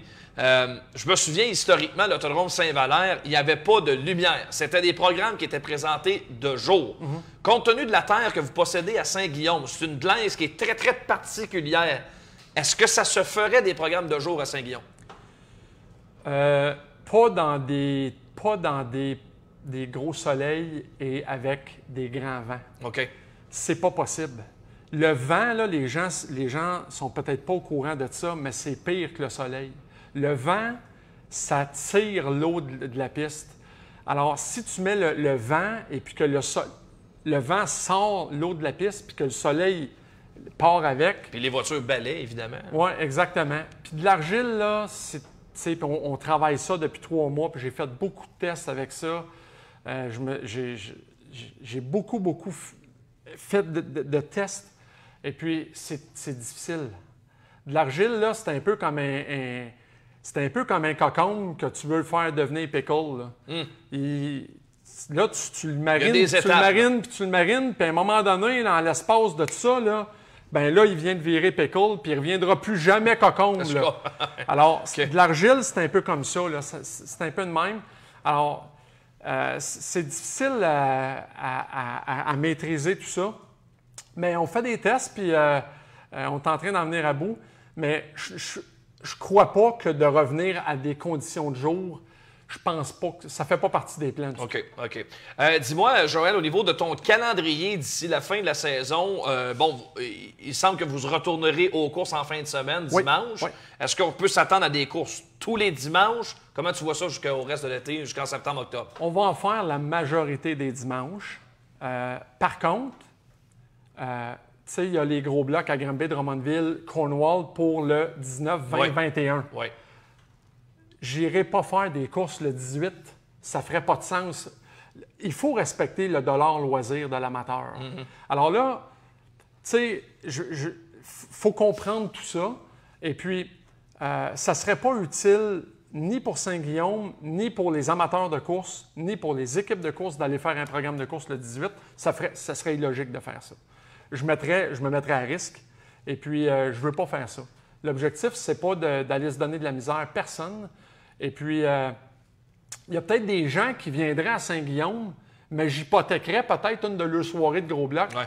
Puis, on l'a dit d'entrée de jeu, Anthony, l'objectif, ce n'est pas de compétitionner personne. Puis, je ne veux pas faire ça. Alors, le 18, il n'y aura pas de course chez nous. Ça va me donner le temps de retravailler tout ça. Après 2 programmes. Après 2 programmes, ouais, les débriefings vont être faits, les examens vont être faits. Et puis, on va être plus en mesure de faire une meilleure analyse du circuit pour l'améliorer pour le programme d'ensuite. Joël, je te souhaite bon succès. Je sais que tu as le cœur sur la main, puis tu es un gars qui croit en ses affaires, puis qui va aller au bout de ton projet. Convaincu que ça va marcher, c'est la bonne philosophie à y avoir dans ça. Meilleur des succès, les gars de course, on vous encourage dans vos projets, puis au plaisir de se reparler prochainement. Anthony, merci beaucoup à vous autres, toute votre équipe. Vous avez une équipe extraordinaire, alors félicitations à tous vous autres, les gars. Là. Yes, on est bien fiers de présenter ça, en tout cas. C'est ça, la coche. Absolument. Un gros merci. On va faire une courte pause dans l'émission. Au retour, on a un autre invité à notre compagnie. Il est en train de connaître énormément de succès en classe sport compact, où il mène le championnat à l'Autodrome Granby. Le pilote Danick Sylvestre sera avec nous dans quelques instants.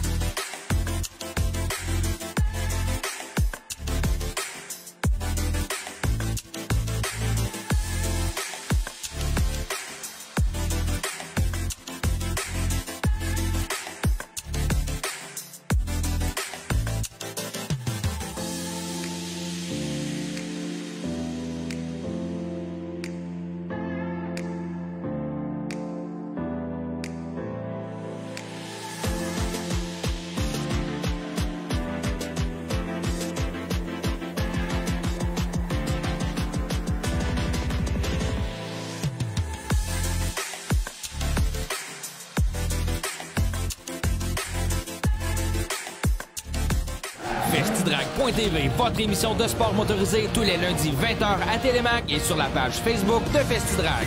FestiDrag.tv, c'est un road trip nord-américain de sport motorisé. C'est aussi du stock car, de l'accélération, de la drift, du dirt, de la moto et les plus belles expositions d'auto en Amérique. Tous les lundis 20h à Télémac et sur la page Facebook de FestiDrag. FestiDrag.tv est présenté par Rousseau Metal, Silverwax, Prono Control et Choix Radio X. Vous êtes tanné de votre vieux bazou et vous voulez du changement? Richard Auto, c'est l'endroit idéal pour trouver votre nouvelle voiture. Que ce soit pour une première, deuxième ou troisième chance au crédit et plus, tout le monde est accepté chez Richard Auto. En personne au 625A Boulevard Lemire à Drummondville ou sur internet au richardauto.ca. Richard Auto, l'endroit idéal pour trouver votre voiture de rêve.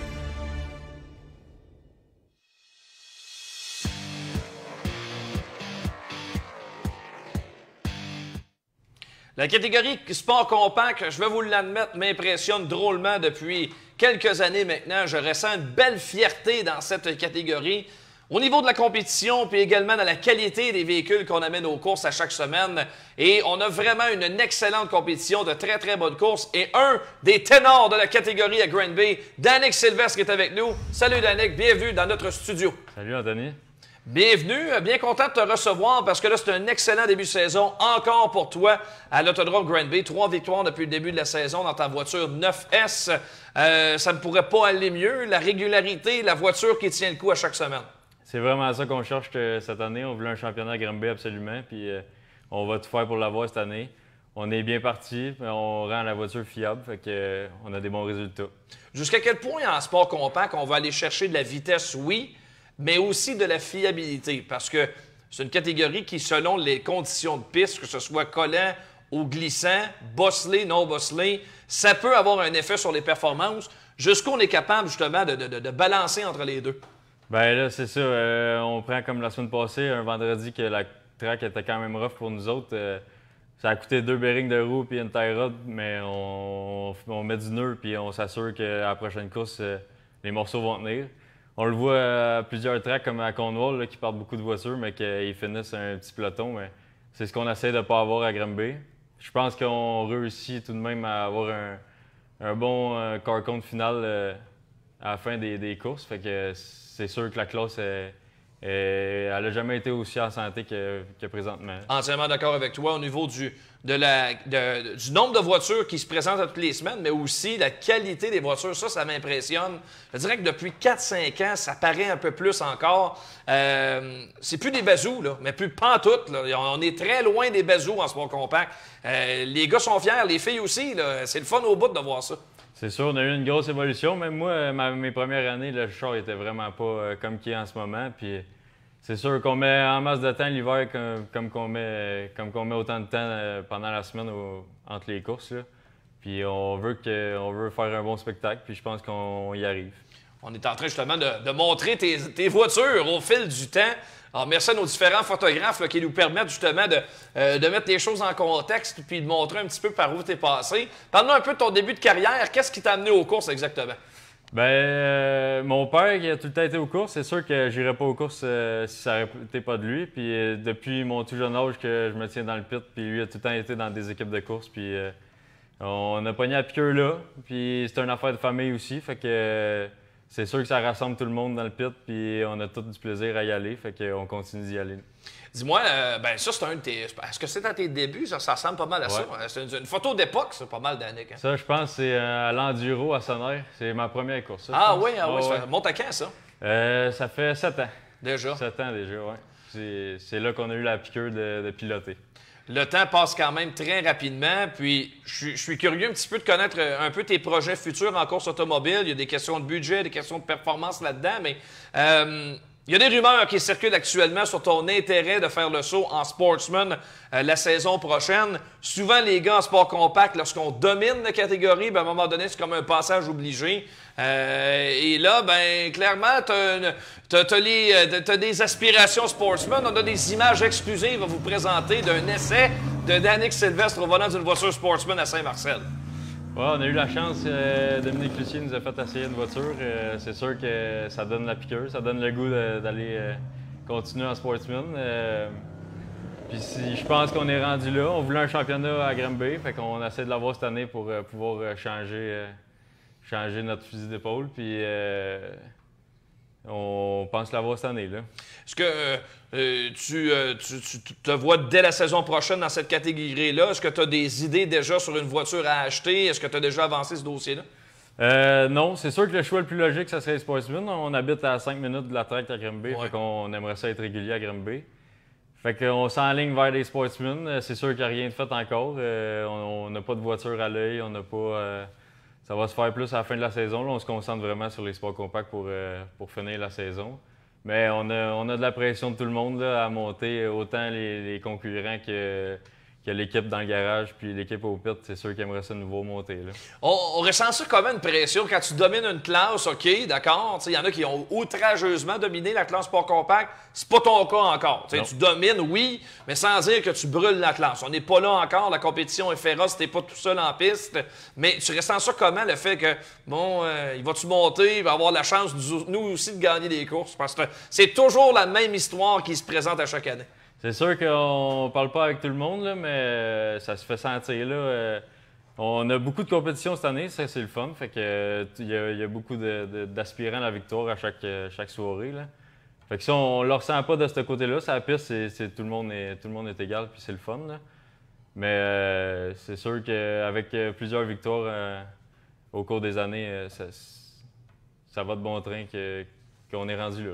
Dans l'aspect technique des choses en sport compact, là, pour ceux qui suivent un petit peu moins votre catégorie, on voit en piste en grande majorité des véhicules Honda. Tu conduis une Civic, mais de plus en plus, on voit une variété. J'ai vu un Volkswagen, j'ai vu une Subaru cette année. On a vu des Chevrolet Cavalier longtemps, mais c'est surtout encore des Honda. Pour quelle raison? La fiabilité des moteurs, est-ce que c'est un peu en lien avec ça?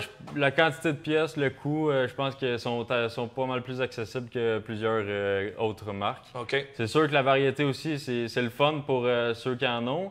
C'est plus dur pour les inspecteurs parce qu'il faut qu'il n'y a pas juste un numéro de pièces qu'on peut avoir. Fait que c'est un peu plus dur à gérer de ce côté-là. Mais c'est sûr que plus qu'on a de voitures différentes, mieux que c'est aussi. Là. Ça met du spectacle, puis tout le monde peut les conduire dans la rue, ces chars-là. Fait que c'est fun d'avoir sa piste. Oui, absolument, entièrement d'accord avec ça. Mais on en jasait avant de commencer notre intervention. Au niveau de la réglementation en sport compact, on vous permet dorénavant d'utiliser l'ordinateur. Pour quelle raison? C'est un règlement qui a été entériné, ça, par le passé? J'en ai aucune idée parce que ça nous apporte juste des bonnes choses. De la fiabilité, on peut mettre le coupe-feu où ce qu'on veut pour sécuriser le moteur. Puis avec ça, le gaz est parfait, puis l'air est parfait, puis on peut s'ajuster avec le moteur qu'on a acheté. Il y a peut-être aussi, de cette manière-là, moins place à la tricherie, à essayer d'étirer un petit peu plus le livre de règlement? C'est sûr qu'on le fait tout, fait que ça, c'est pas un avantage pour personne, puis on a le droit. Fait que... Bon. Ça limite les possibilités. Ouais. Danick, meilleure des chances. Merci d'être passé nous voir en lutte pour le championnat sport compact dans ta superbe voiture 9S. Meilleure des chances pour la suite et dans tous tes projets, possiblement Sportsman l'an prochain. On verra ce que l'avenir va nous réserver. Excellent. Danick Sylvestre, pilote en sport compact, qui est avec nous ce soir dans cette semaine aux courses. Et au retour, on vous parle NASCAR, alors qu'il y avait de l'action sur le circuit Road America au Wisconsin. Chase Elliott qui est venu l'emporter devant une foule en délire. Kevin Lusignan nous jase NASCAR dans quelques instants.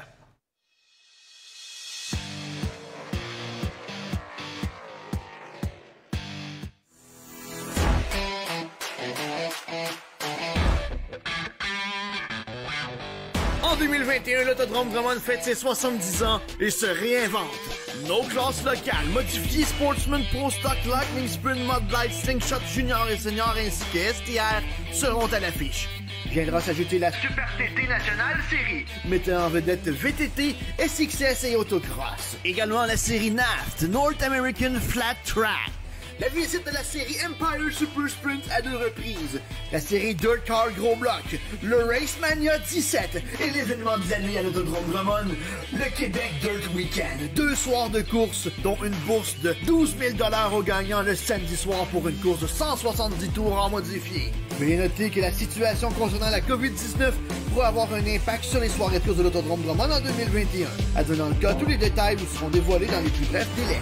L'Autodrome Drummond, la F1 de la Terre battue.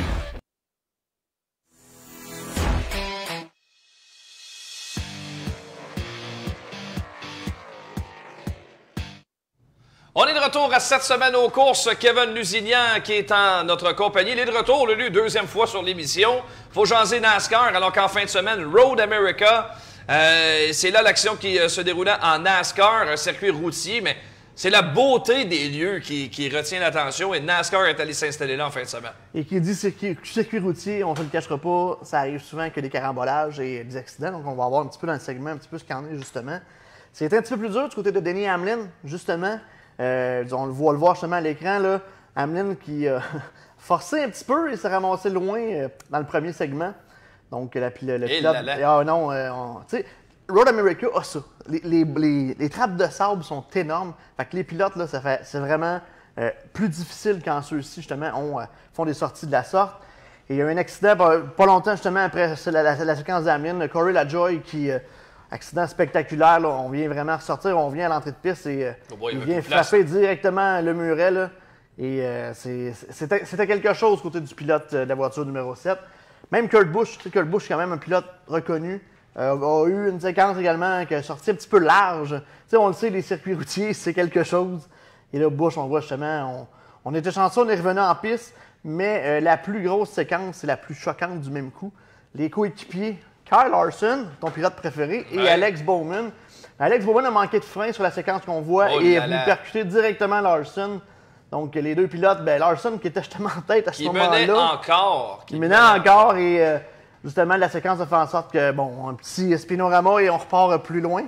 Il n'était pas choqué après son coéquipier parce qu'il lui expliquait, Bowman lui a expliqué après la course qu'il n'y avait plus de frein du tout. Et tu sais, pour en discuter justement avec Cédric qui était avec nous tantôt, Road America, c'est un circuit qui est très dur justement sur les freins. Ouais. C'est des situations qui arrivent. Et tu l'as dit, victoire de Chase Elliott qui a remporté l'épreuve de Road America. On le sait, c'est le dieu des courses. Je disais cette semaine, il va être à la fin de sa carrière, Chase Elliott, le meilleur pilote incontestablement sur circuit routier. Il n'y a aucun doute, c'est lui le meilleur. Alors, ça va lui donner un avantage certain, celui-là, à la fin de chaque saison, de connaître du succès comme ça sur le circuit routier. Minimum une victoire par année, garantit ta place dans la chase. Ça compte énormément, ça, parce qu'il est à ce point dominant. C'est ça. C'est ce qui fait sa force, c'est sa marque de commerce. Puis, comme on le dit, les victoires sont importantes pour le chase. Donc, c'est ce qui fait en sorte, justement, que une belle victoire de son côté. Et là, on a eu une petite nouvelle au courant de la semaine dernière, justement. Bon, mais ça, on y vient. Ce que j'allais dire, c'est que c'est une saison absolument incroyable pour Hendrick. Ça continue du côté de l'équipe Chevrolet. La grosse nouvelle, parlant d'une équipe propulsée par des moteurs Chevrolet, Ganassi, qui décide de mettre un terme à ses opérations NASCAR. On a vendu à Trackhouse Racing. Et qui c'est Trackhouse Racing? Les gens se demandent c'est qui? C'est l'équipe qui fait piloter Daniel Suarez présentement. Ouais. Les propriétaires Justin Marks et la vedette internationale Pitbull. Donc, on va rajouter des voitures de leur côté avec Trackhouse Racing. Et on le sait, ces gars-là sont arrivés à NASCAR. On va investir beaucoup. Marks, qui était une des figures importantes du côté de chez Ganassi à l'époque. Donc, c'est le fun pour Trackhouse d'avoir plus de voitures justement qui s'en viennent avec les prochaines années. Donc, même Ganassi, on l'avait dit, ça allait plus ou moins bien dans les dernières années. Pas de résultat. Ça va être un plus. Ça va être un plus pour eux. Puis je pense que c'est le fun de voir que du côté de Ganassi, on passe le flambeau à notre équipe. Maintenant, il y a des rumeurs. Qui va piloter les voitures? Daniel Suarez, il faut le dire, un Mexicain, amène de l'argent. Beaucoup d'argent pour courir. Au niveau des résultats, c'est tel que tel. Mais au moins, il amène des bidous pour rouler en NASCAR. Quelle sera finalement la formation partante de la nouvelle écurie de Trackhouse l'an prochain? Tu sais, on nomme des noms. On a beaucoup de noms qu'on nomme depuis le début de la saison. Tu sais, on le sait qu'il y a beaucoup de gars en Xfinity qui sont sur le point de faire un move. Là, tu sais, on a un Daniel Hemrick, un Austin Cindric, qui, oui, court dans des écuries de fond de classement dans la Cup présentement. C'est le genre de pilote, je pense, qui pourrait être intéressé avec une nouvelle équipe comme ça. Puis tu sais, Ganassi ne part pas de rien non plus. Ils ont quand même un bagage de bulletins. Et l'avantage, c'est qu'en 2022, les voitures NASCAR vont complètement changer également. Exact. Fait que tu sais, c'est comme repartir à zéro, mais pour toutes les écuries. C'est ça. Donc, ça va être un plus. Puis je pense que les pilotes plus jeunes, justement, vont profiter de ce changement de cap du côté de chez Ganassi. Déjà visité, d'ailleurs, la shop de course de Ganassi dans le coin de Charlotte Motor Speedway. On a aussi acheté visiblement les installations.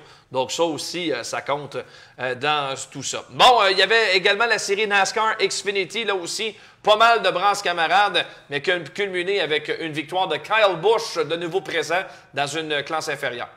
Oui, mais Kyle Busch, quand il arrive une camionnette, on gagne. Quand on arrive dans un Xfinity, on gagne. Tu sais, on ne cachera pas le talent de ce pilote-là. Même en Cup, il est quand même assez compétitif. C'est pas mal le cheval de bataille de plusieurs pilotes, de tous les pilotes Hendrick, parce que c'est quand même eux aussi qui vont très bien jusqu'à depuis l'année.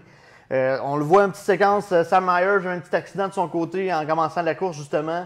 Ça a créé un petit carambolage monstre. On le voit jusque derrière, il y a beaucoup de voitures qui ont été impliquées. Pas de gros dommages, sauf pour la voiture de Myers. Les autres, on a réussi à repartir. Mais c'était, comme tu le disais, cette courbe-là, justement, c'est quelque chose, c'est difficile.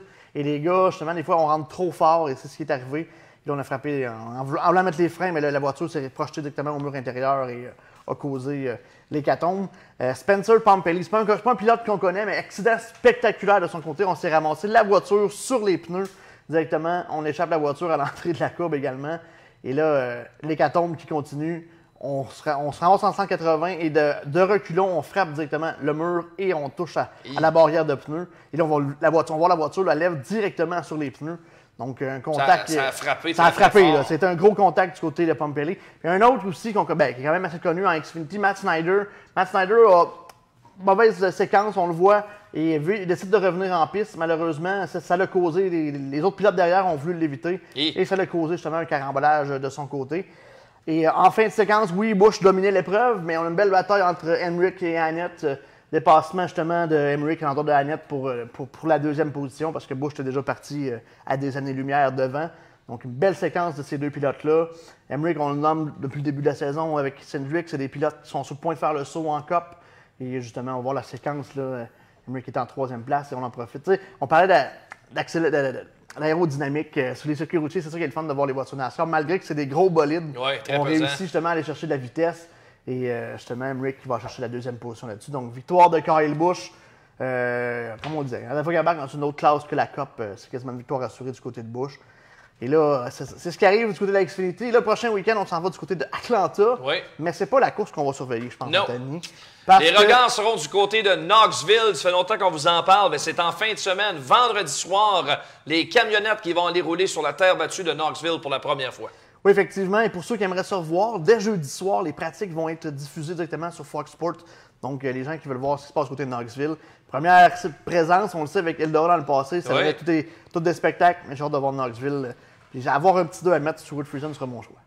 Ben, en tout cas, ça lui prendrait une victoire pour garantir sa place dans la chase. On en parle depuis longtemps, mais ça prendrait ça. Même si au niveau des points, ça regarde bien pour lui au niveau de la chase, mais un bon résultat primordial pour Stewart Friesen vendredi. Et son épouse Jessica va être en piste également. On lui souhaite bonne chance. Oui, la camionnette qui avait été bâtie pour Eldora est due à la séquence de pluie. Elle n'a pas pu embarquer dans la course à cause qu'on avait choisi les positions selon le classement. Donc, et il y a Donny Schatz qui va être là également. Merci, Tommy. Donny Schatz est en piste également en camionnette en fin de semaine. Ben, tu me l'apprends. Un autre pilote qui va être à surveiller. Oui, Donny Schatz. Lui qui a gagné récemment à World of Outlaw, donc pour être un pilote qui connaît Knoxville comme la fois Par le fond de ça. 10 fois champion du Knoxville Nationals. 10 fois seulement. Lulu, merci beaucoup. Merci à toi, Tony. On se reparle très, très prochainement. Au retour de la conclusion, la chronique à Tommy. Votre moment préféré, la conclusion extraordinaire de l'émission de cette semaine aux courses. Le président vous présente ses choix du président. Et non, nous ne sommes pas dans un supermarché. On est à 7 semaines aux courses dans quelques instants.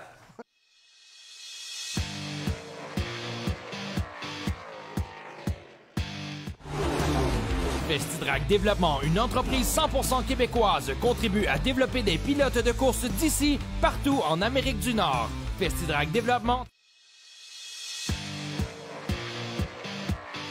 Vestidrag.tv, votre émission de sport motorisé tous les lundis 20h.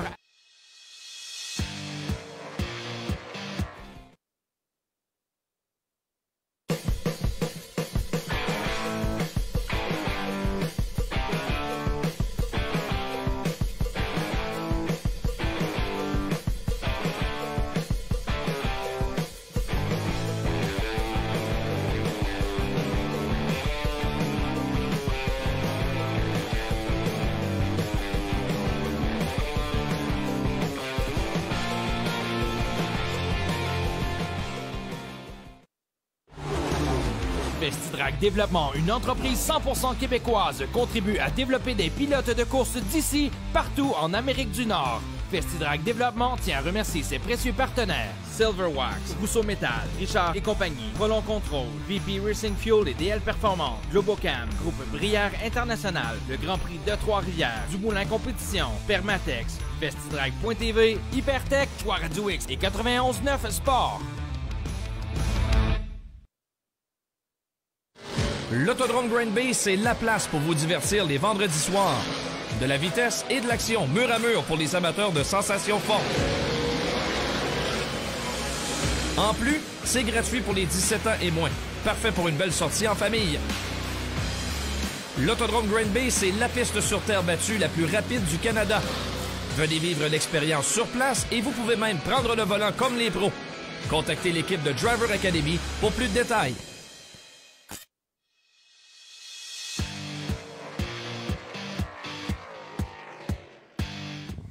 Bienvenue dans la chronique des choix du président. Tommy se réinstalle à nouveau. On fait, comme on le fait à chaque semaine, un petit survol de l'actualité de la course sur terre battue. Vous avez vu notre bande défilant tout au cours de l'émission avec les différents résultats, mais il y a des choses que vous n'avez peut-être pas vues et Tommy est à l'affût d'absolument tout ce qui se passe sur la terre battue. Et on va commencer d'ailleurs par une course spectaculaire du côté de Fonda Speedway. On présentait, Tommy, dimanche le Firecracker 50, une épreuve de la Short Track Super Series à l'occasion des festivités américaines du 4 juillet, le 4th of July. Oui, qui dit Fonda dit Stuart Friesen. Donc, Stuart Friesen qui a été remporté cette course de Short Track Super Series à la piste de Fonda. On a appris d'ailleurs la semaine dernière, c'est là que le Rocket est né. Donc, on ne le savait pas, on l'appelait Mario Claire le Rocket, mais c'est à Fonda qui a reçu ce sobriquet-là. Donc, Stuart Friesen a été remporté la victoire. Il est imbattable à Fonda. S'il part, surtout il perd encore sur la deuxième ligne. Très difficile à battre. Il est chez lui. Ça n'a pas été facile au départ, mais tout de même, il est venu chercher la victoire. Et Anthony, tu as eu la chance de regarder cette course-là. Moi, j'étais du côté de Cornwall.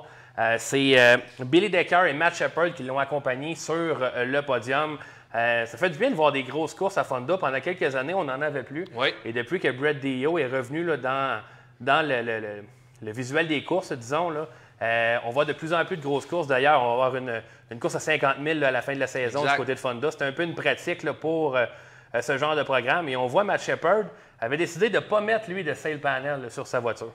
Oui, et c'était un circuit étrangement bosselé. Je sais qu'on a eu beaucoup de pluie la veille et le circuit n'était pas en très, très bonne condition.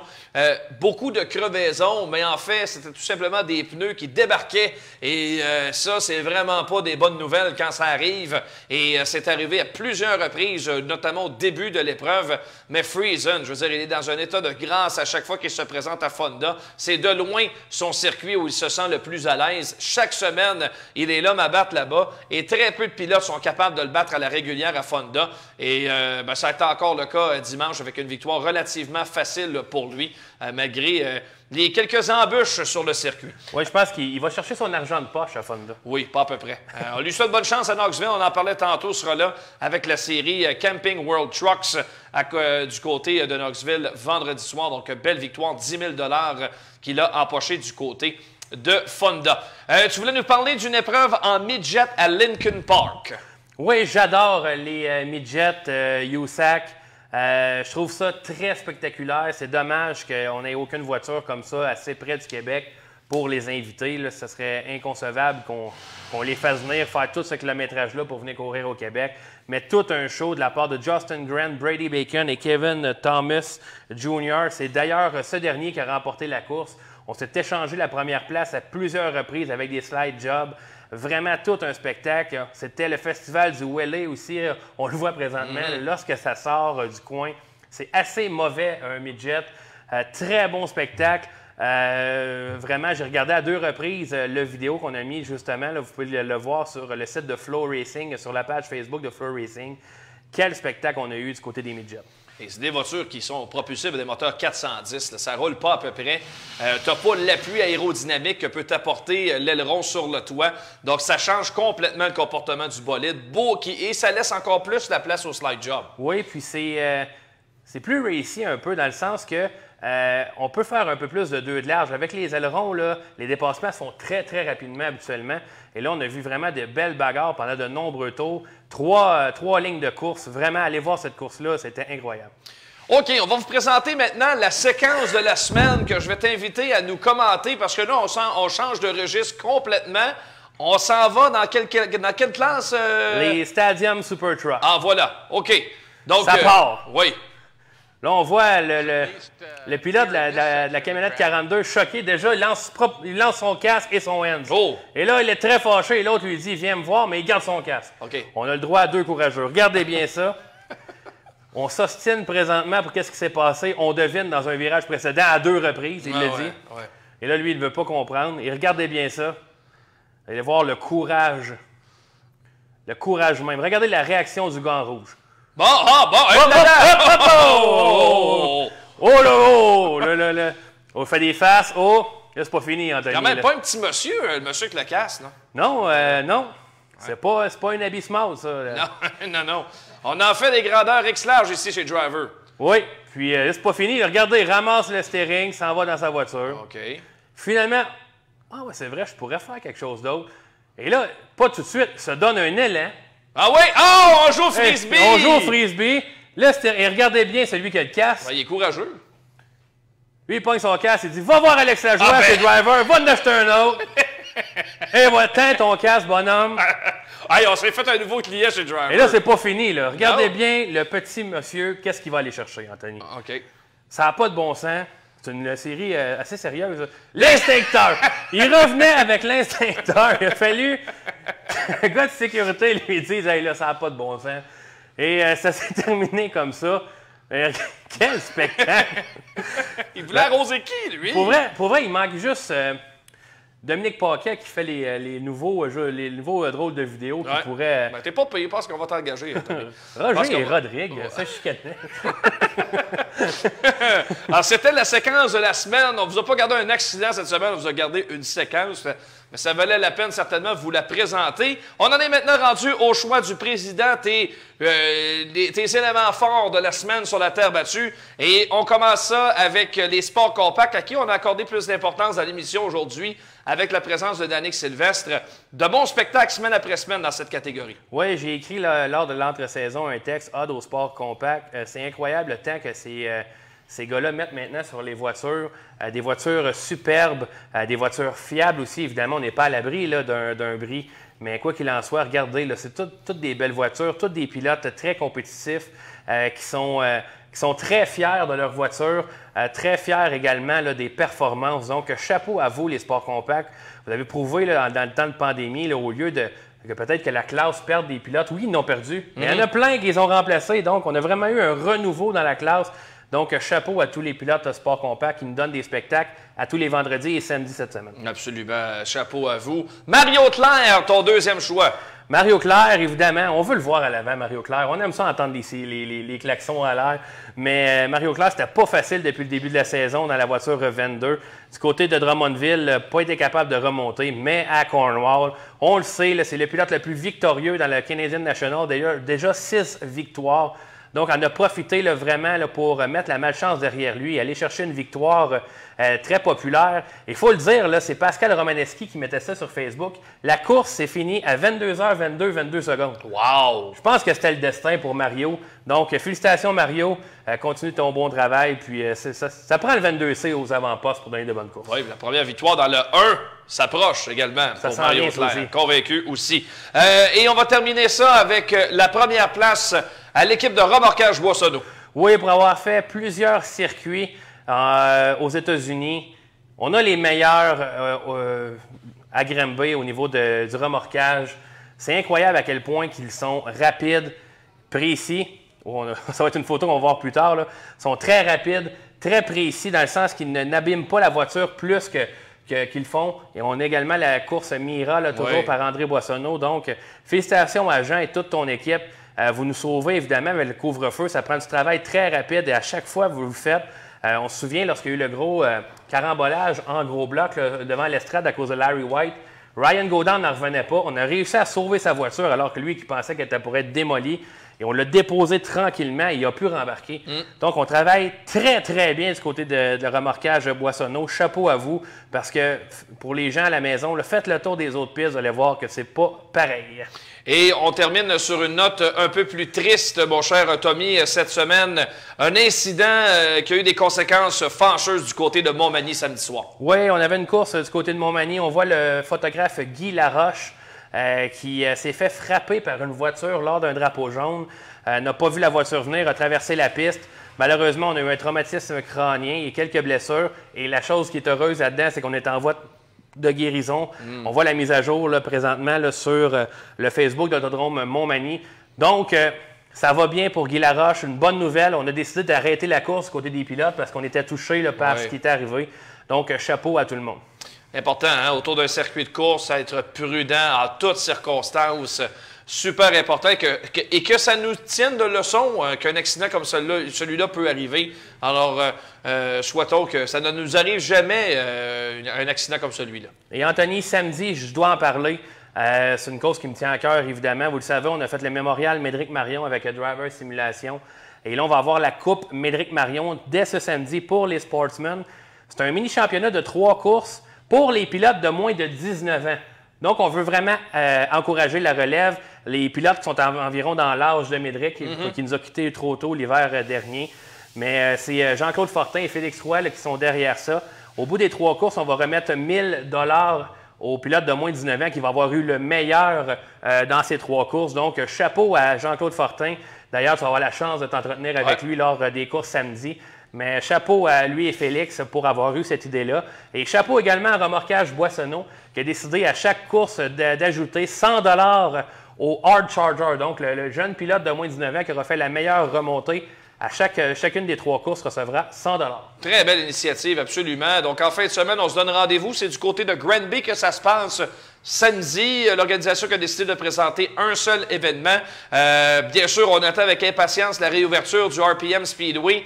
Mais pour ceux qui ont déjà mis les pieds à Saint-Marcel, c'est un petit peu plus compliqué au niveau des gradins en raison de la proximité des puits. Assurer qu'il y ait une rentabilité derrière l'exercice de ramener les courses à Saint-Marcel, ça demeure un petit peu plus piégeux pour l'instant. Ça s'en vient, on le souhaite, dès qu'on pourra mettre plus de gens dans les gradins. J'ai l'impression que le RPM va renaître le plus rapidement possible. Alors d'ici là, ce sera Granby uniquement pour l'organisation de Dominique Lucier et de Jean-François Tessier. Donc on se donne rendez-vous samedi. C'est le seul programme au Québec. Vendredi, samedi, il y aura des courses à Saint-Guillaume et du côté de Cornwall Motor Speedway. Dimanche. Donc, surveillez nos reportages, lesgosdecourse.com. Toute notre équipe sera en pied d'œuvre encore cette semaine. Tommy, c'est tout pour nous? Oui, je voudrais souhaiter bonne fête en retard en même temps à Pierre-Luc Savoie. Il dit merci avant la fin, lui. Il le savait, on dirait. Pourtant, j'en avais pas parlé. Ah bon, c'est bon. Mais... Bonne fête, Pierre-Luc! Pierre-Luc! Ça ne devait pas être le fun des micros, ça, on s'excuse. Sûrement pas. Hey, salut tout le monde. Merci d'avoir été là. On se revoit aux courses en fin de semaine. Et ou sinon, mardi prochain pour une récapitulative complète de la semaine aux courses. Bye bye tout le monde. À bientôt.